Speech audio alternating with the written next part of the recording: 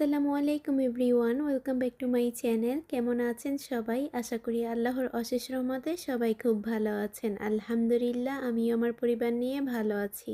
নতুন আরেকটি ভিডিও দেখার জন্য সবাইকে ওয়েলকাম জানাচ্ছি। আশা করছি আজকের ভিডিওটি আপনাদের কাছে ভালো লাগবে। আর সেই ভালো লাগা থেকে ছোট্ট একটি অনুরোধ করছি, প্লিজ ভিডিওর শুরুতে একটি লাইক দিয়ে পুরো ভিডিওটা কন্টিনিউ করবেন।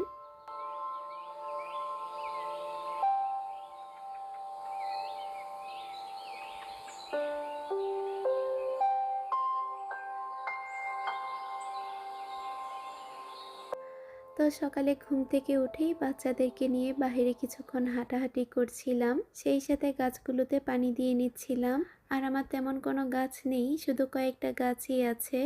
আর এদিকে বাহির থেকে ঘরে চলে এসেছি। তো নাইমার বাবা হচ্ছে আমাদের জন্য সকালের নাস্তা নিয়ে এসেছে। তো এখানে পরোটা আর নেহারি এনেছে। আর আমার কিন্তু সকালের নাস্তাটা তেমন একটা ঘরে বানানো হয় না, বেশিরভাগ সময়ই বাহির থেকে কিনে এনে খাওয়া হয়। আর মাঝে মধ্যে আর কি বানাই। তো অফ ক্যামেরাতে আমরা সবাই হচ্ছে নাস্তা করে নিয়েছি। আর এখন হচ্ছে আমার মোস্ট ইম্পর্টেন্ট কাজ ঘর গোছানো, সেটাও করে নিচ্ছি। আর অফ ক্যামেরাতে সব রুমগুলো গুছিয়ে নিয়েছি, এখন শুধু পুরো বাসাটা ভ্যাকুম করে নিব। আর আমি প্রতিদিন কিন্তু ভ্যাকুম করি না, শুধু সপ্তাহে একদিন হচ্ছে পুরো বাসাটাকে ভ্যাকুম করে নিই। আর পুরো বাসার মধ্যে আমার এই ড্রয়িং রুমের কার্পেটটাই অনেক বেশি নোংরা হয়। আর আমার বাচ্চারা কিন্তু ঘর তেমন একটা নোংরা করে না, শুধু বাহিরের দরজাটা খুলে রাখার কারণে একটু নোংরাটা বেশি হয়। আর বাতাসের সাথে কিন্তু অনেক ধুলাবালি চলে আসে। আর কয়েকটা দিন পরে হয়তো বা এভাবে দরজাটা খুলে রাখতে পারবো না, তখন দেখা যাবে সারাদিন ঘরের দরজাটা বন্ধ করেই রাখতে হবে। আর গরম পড়ে গেলে তো সারাদিন ঘরে এসি ছাড়া থাকবে, তখন আর তো দরজা খুলে রাখা যাবে না। আর এদিকে কার্পেটটা ভালো করে ভ্যাকুম করে নিচ্ছিলাম। আর আমার ঘর পরিপাটি করে রাখতে রাখতে অনেক বড় অভ্যাসে পরিণত হয়ে গিয়েছে। আর একদিন যদি আমি ঘরটা পরিষ্কার না করি, তাহলে দেখা যায় সারাদিন আমার শরীরটা ভার হয়ে থাকে। জানি না কার কেমন লাগে, আমার তো অনেক বেশি খারাপ লাগে। আর আমি কিন্তু প্রতিদিনই ঘর গোছাই, আর আমার ঘর গোছাতে অনেক বেশি ভালো লাগে। আর আমার পছন্দের কাজের মধ্যে একটা কাজ হচ্ছে ঘর গোছানো। আর আমি যতই অসুস্থ থাকি না কেন, অসুস্থ থাকার মধ্যেও কিন্তু আমাকে ঘর গোছাতেই হবে। আর আমার হচ্ছে বিছানার চাদর বা যে কোনো জিনিস যদি একটু গোছানো থাকে বা আঁকাবাঁকা হয়ে থাকে, যতক্ষণ পর্যন্ত না আমি ওই জিনিসটা ঠিক করব, ততক্ষণ পর্যন্ত আমার আসলে শান্তি লাগে না। আমার মতো কার কার এমন লাগে অবশ্যই কমেন্টের মাধ্যমে জানাবেন। আর এদিকে দরজার সামনে আমার ফুল রাখার স্ট্যান্ডগুলো একটু বেকম করে নিচ্ছিলাম। এখানে হচ্ছে আমি আর্টিফিশিয়াল ঘাসগুলো দিয়েছি। আর এই ঘাসগুলোর মধ্যে কিন্তু অনেক বেশি ধুলাবালি জমে থাকে। আমি কিন্তু প্রতিদিন ব্রাশ দিয়ে এই ঘাসগুলো পরিষ্কার করি। আর সপ্তাহে একদিন যখন আর কি আমি পুরো বাসাটা বেকম করি, তখন সাথে এগুলো বেকম করে নিই।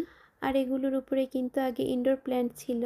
তো বাংলাদেশে যখন গিয়েছিলাম, বাংলাদেশ থেকে এসে দেখি আমার সব গাছগুলো নষ্ট হয়ে গিয়েছে।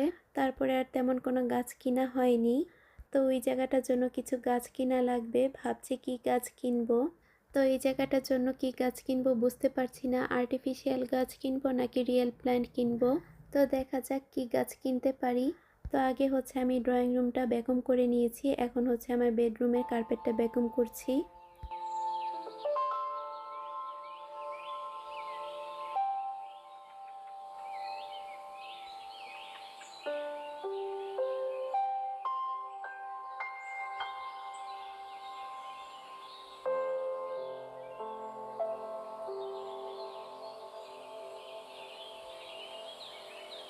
আর এদিকে আমি দোনোটা বেডরুমই গুছিয়ে নিয়েছি, সেই সাথে ড্রয়িং রুমটাও।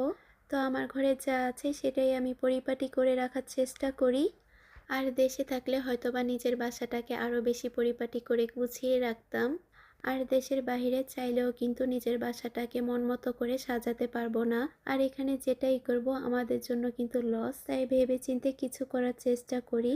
তো ঘর গুছিয়ে এদিকে কিন্তু আমি কিচেনে চলে এসেছি দুপুরের রান্না করার জন্য। আর এদিকে কিন্তু আমার অর্ধেক রান্না প্রায় কমপ্লিট হয়ে গিয়েছে। আর এখানে হচ্ছে আজকে আমি চিকেন রান্না করছি। আর আজকে কিন্তু আমি তেমন কোনো কিছু রান্না করিনি, শুধু চিকেন রান্না করেছি। আর গতকালের ডাল পাতুরি ছিল, সেটা গরম করে নিয়েছি।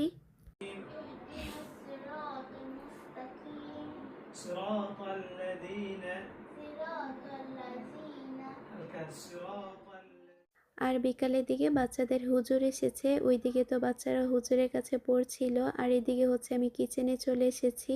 আর আজকে বিকালের নাস্তার জন্য চিতই পিঠা বানাচ্ছি। তো আমি কিচেনে এসেই চালগুলো আগে ব্লেন্ড করে নিয়েছি। তো ব্যাটারটা রেডি করার সময় তেমন কোনো ভিডিও করতে পারিনি, কারণ তাড়াহুড়া করছিলাম। তো হুজুরকে আবার নাস্তা দিব, তাই আর কি। তো প্রথমে কিছু পিঠা বানিয়ে হুজুরকে দিয়ে নিয়েছি, এখন আমাদের জন্য আর কি বানাচ্ছিলাম। আর এই চিতই পিঠার খাঁচটা কিন্তু আমি বাংলাদেশ থেকে নিয়ে এসেছিলাম। আর আনার সময় একটা সাইডের হ্যান্ডেল ভেঙে গিয়েছে।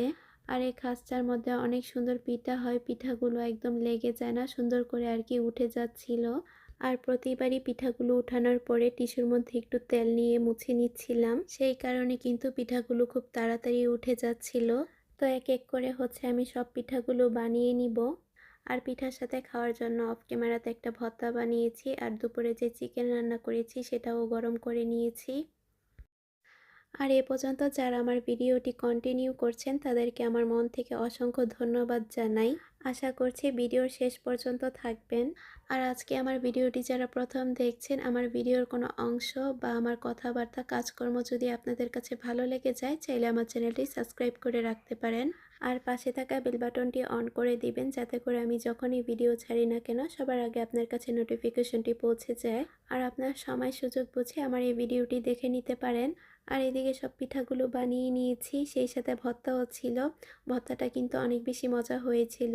তো কথা বলতে বলতে ভিডিওর একদম শেষ পর্যায়ে চলে এসেছি। আমার কথাতে যদি কোনো ভুল ত্রুটি হয়ে থাকে প্লিজ ক্ষমা দৃষ্টিতে দেখবেন। আজ এই পর্যন্তই। সবাই ভালো থাকবেন, সুস্থ থাকবেন। আল্লাহ হাফেজ। আসসালামু আলাইকুম।